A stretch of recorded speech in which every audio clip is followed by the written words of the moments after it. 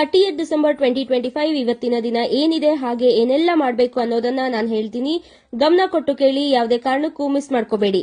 ಇವತ್ತು ನಿಮ್ಮ ಎಲ್ಲ ಕಷ್ಟ, ನೋವು, ಸೋಲು, ನಕಾರಾತ್ಮಕತೆ ಎಲ್ಲದನ್ನ ತೆಗೆದುಹಾಕಿ ಮುಂದಕ್ಕೆ ಸಾಗುವಂತಹ ವರ್ಷ. ಪದ್ಮಪುರಾಣದಲ್ಲಿ ಹೇಳಿರುವ ಪ್ರಕಾರ ಯೋಗ ನಿದ್ರೆಯಲ್ಲಿರುವಂತಹ ವಿಷ್ಣುವಿಗೆ ತೊಂದರೆ ಕೊಡ್ತಿದ್ದಂತ ಮುರ ಅನ್ನೋ ರಾಕ್ಷಸನ ಸಂಹಾರಕ್ಕಾಗಿ ವಿಷ್ಣುವಿನ ಏಕದಶ ಅಂದ್ರೆ 11 ಇಂದ್ರಿಯಗಳಿಂದ ಕಾಂತಿಯ ರೂಪದಲ್ಲಿ ಏಕದಶ ದೇವಿ ಹೊರಹೊಮ್ಮುತ್ತಾರೆ. ಹಾಗೆ ಮುರ ಅನ್ನುವಂತಹ ರಾಕ್ಷಸನನ್ನ ಸಂಹಾರ ಮಾಡ್ತಾಳೆ.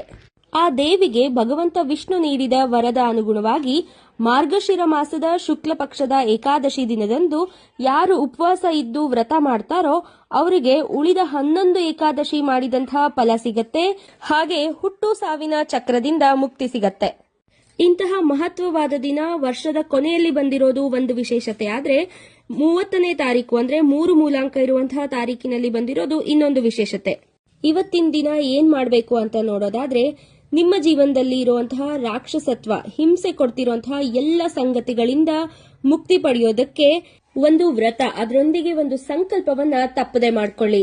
ಈ ವರ್ಷದಿಂದ ಮುಂದಿನ ವರ್ಷಕ್ಕೆ ಹೋಗ್ಬೇಕಾದ್ರೆ ನಿಮ್ಮ ಜೀವನದಲ್ಲಿ ಏನೆಲ್ಲ ಬದಲಾವಣೆಗಳನ್ನ ತಂದುಕೋಬೇಕು ಅಂತ ಅನ್ಕೊಂತಿದ್ದೀರೋ ಆ ಮುಖ್ಯವಾದ 3 ಅಂಶಗಳನ್ನ ಒಳ್ಳೆಯ ಸೆಂಟೆನ್ಸ್ ನ ಫಾರ್ಮ್ ಮಾಡಿ ವೈಟ್ ಪೇಪರ್ ಅಲ್ಲಿ ಬ್ಲೂ ಪೆನ್ ಅನ್ನ ಯೂಸ್ ಮಾಡಿ ಬರೀರಿ.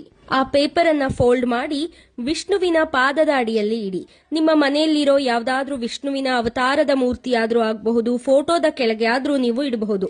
ಇದಾದ ನಂತರ ಓಂ ನಮೋ ಭಗವತೆ ವಾಸುದೇವಾಯ ಅನ್ನುವಂತಹ ಮಂತ್ರವನ್ನ 21 ಬಾರಿ ಪಠನೆ ಮಾಡಿ. ಪಠನೆ ಮತ್ತು ಪ್ರಾರ್ಥನೆ ಆದ ಮೇಲೆ ನೀವು ಬರೆದಿರುವಂತಹ ಪೇಪರ್ನ ಕರ್ಪೂರದೊಂದಿಗೆ ಇಟ್ಟು ಅದನ್ನ ಬರ್ನ್ ಮಾಡಿ, ಬರ್ನ್ ಆದ ಆಶಸ್ ನ ಪಂಚಭೂತಗಳಲ್ಲಿ ಲೀನ ಮಾಡಬೇಕು. ಅಂದ್ರೆ ನಿಮ್ಮ ಮನೆಯಲ್ಲಿರೋ ಯಾವ್ದಾದ್ರೂ ಗಿಡದ ಮಣ್ಣಲ್ಲಾದ್ರೂ ಆಶಸ್ ನ ಹಾಕಬಹುದು ಅಥವಾ ಗಾಳಿಯಲ್ಲಿ ಬ್ಲೋ ಮಾಡಿ. ಇದರಿಂದ 2026ಕ್ಕೆ ನೀವು ಹೊಸ ವ್ಯಕ್ತಿಯಾಗಿ ಹೊಸ ರೂಪದಲ್ಲಿ ಸುಖ, ನಲಿವು, ಗೆಲುವು, ಸಕಾರಾತ್ಮಕತೆಯಿಂದ ಹೊಸ ವರ್ಷಕ್ಕೆ ಹೆಜ್ಜೆಯನ್ನ ಇಡ್ತೀರಾ.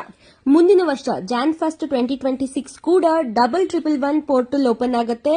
ಅದು ಕೂಡ ಅತ್ಯಂತ ಮಹತ್ವದ ದಿನ. ನಿಮ್ಮ ಮುಂದಿನ ವರ್ಷ ಏನೇನೆಲ್ಲ ಸಕ್ಸಸ್ ಅನ್ನ ತರಬೇಕು ಅನ್ನೋದನ್ನ ಮ್ಯಾನಿಫೆಸ್ಟ್ ಮಾಡ್ಕೊಳ್ಳೋದಿಕ್ಕೆ ಹೇಳಿ ಮಾಡಿಸಿದಂತಹ ದಿನ. ಆ ವಿಡಿಯೋದ ಲಿಂಕ್ ಅನ್ನ ನಾನು ಕಮೆಂಟ್ ಅಲ್ಲಿ ಪಿನ್ ಮಾಡಿರ್ತೀನಿ, ಅದನ್ನು ಕೂಡ ತಪ್ಪದೆ ನೋಡಿ. ಎಲ್ಲರಿಗೂ ಈ ಹೊಸ ವರ್ಷ ಆರೋಗ್ಯ, ಐಶ್ವರ್ಯ, ಸಮೃದ್ಧಿಯನ್ನ ತರಲಿ, ನಿಮ್ಮ ಎಲ್ಲ ಸಂಕಲ್ಪಗಳು ಪೂರ್ತಿಯಾಗ್ಲಿ ಅಂತ ಆಶಿಸ್ತೀನಿ. ಓಂ ನಮೋ ಭಗವತೆ ವಾಸುದೇವಾಯ.